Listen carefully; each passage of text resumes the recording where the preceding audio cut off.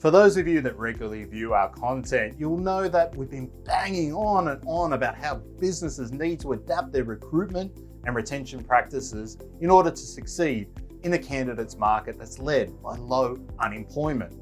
Today, we're going to share an extract of a live recording where Clinton Drell, On Demand HR's Managing Director, shares his thoughts on why businesses will need to think a little bit outside the box in 2023 when it comes to recruitment and retention.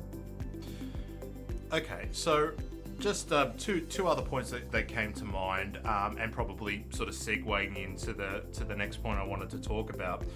I feel like a lot of what we've spoken about here is aligning, our employment, the way we're remunerated, the benefits, employee benefits, to outcomes as opposed to hours worked as well. And I think a lot of the ideas that we've spoken about today, to be fair, are a little bit shaped towards our own individual circumstances here at On Demand HR, I don't say that in a negative facet, but almost what we're talking about here is transferring some of the benefits of, let's call it, working for yourself to employees and treating people and employees like adults. And I think that's kind of where we're getting here. And I think a lot of the ideas are going to center around that. Yeah. And I guess the other thing that I'm just looking at, the commonality between some of the things that we spoke about, and we might park the other ones because just being conscious of time, but basically the other thing I look at really is the common thread amongst the things we've spoken about is how do we compete in this recruitment market on things that are not just wages. It's not just, a race to who's going to pay the most money, because that's a race that ultimately only the candidates are ever going to win, to be fair.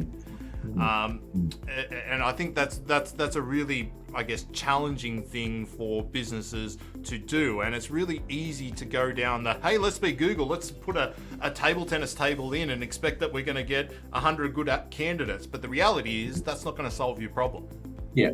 Well, I mean, and I guess you have a look at the tax system that we've got as well. I mean, it's not a great tax system or incentive for personal earning. I mean, you look at, I think at the moment, you've got, above $120,000 a year. I think you're paying 39 cents in the dollar. So getting 10 grand more from someone versus the next person, you're probably only going to see 6 of it. And then, who knows, it might come with a lot more responsibilities and those sorts of things. So I think more than ever, non-monetary benefits are definitely in play. Be interesting. It might switch back a little bit to a monetary game if the stage 3 tax cuts still hold. That's going to make 3 years away from that. Is that right? Yeah, 30% bracket to 200,000. But we're 2 to 3 years away from that. Is that right? Something like that. Yeah, that'll just tilt the equation. Yeah, you're right. A couple of years away. That one, I don't know if it's 24, 25, or I think it's 24, 25 is when that comes in. But that might tilt it slightly back to, okay, well, I can actually get a fair amount of this increment. So that might actually make it a bit more of a money war, if you like. But no, look, most definitely, at the moment, non-monetary benefits are definitely, the playing field at the moment for a lot of this recruitment competitiveness. And I think organizations, sure, they should be salary benchmarking and doing that stuff, but they've got to be also conscious of, well, what else can we offer? Yeah, and particularly, we talk a lot about in our recruitment campaigns about celebrating your brand, how you're different in the marketplace. We're talking about making sure that you're focusing on your recruitment efforts or your recruitment advertising on the benefits to the employee, because in this environment you've got to sell. Well, sometimes you need to add a little bit of weight or a weight to what you can sell.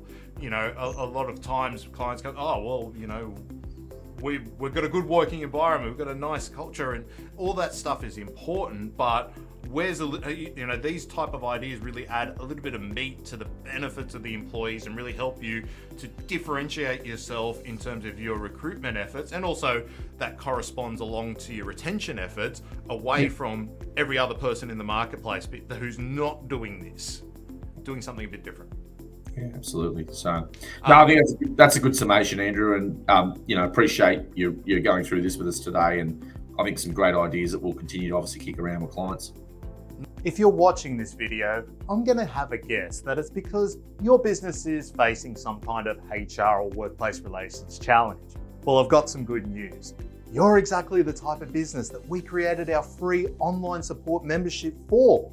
And it provides you with a high-level HR and workplace relations advice when you need it, as well as a whole heap of other benefits.